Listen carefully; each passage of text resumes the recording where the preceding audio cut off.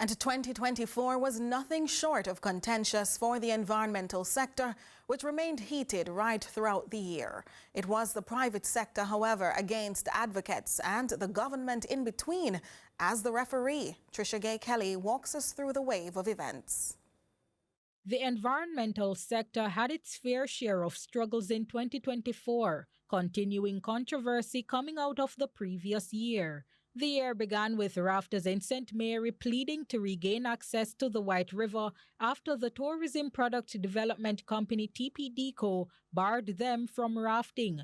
This due to rising concerns around unethical practices with tourists at the facility. This pushed many of them upstream to the Rio Nuevo, where operations were much different. The guests come in and they can just relax and we wait our name to call.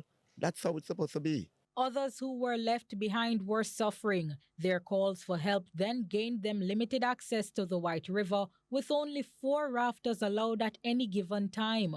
To this, they agreed. We want all of that to put to an end now, so we're going to try and see how best we can work it out with this endorsement we're waiting on. And while the rafters waited, St. Catherine took the spotlight when numerous complaints of fish kills in the Rio Cobre surfaced, leaving advocates enraged. Considering that we're coming out of several other fish kills, there can't be very many fish left. But the National Environment and Planning Agency NEPA weighed in, clarifying that not all incidents can be considered fish kills depending on the volume of the damage. Nonetheless, the entity vowed to have serious conversations with companies affecting the river. We'll go with the company, sit with them, sit with their environmental team, their management, and say, you have gotten a permit from us.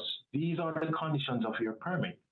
And you need to understand them because you have some obligations. Likewise, NEPA have obligations to monitor your compliance. All while some of these same entities were already in court for previous environmental breaches. But there were more court dates than results.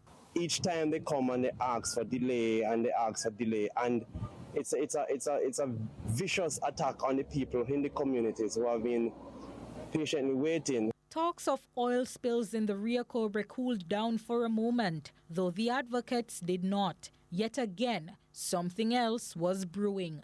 The big issue is the plastic bottles. From year to year, it's in the top 10.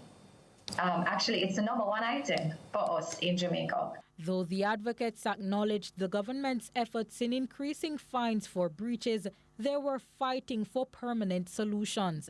And speaking of permanent, one specific oil spill case finally reached the walls of the court. But shortly after, a secret settlement crept in, and the case was dismissed nearing the end of the year. This, however, was not taken lightly by many who labeled the practice an injustice.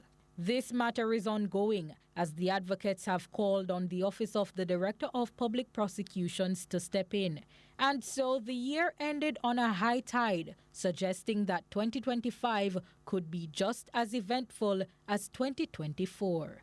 Trisha Gay Kelly, CVM News.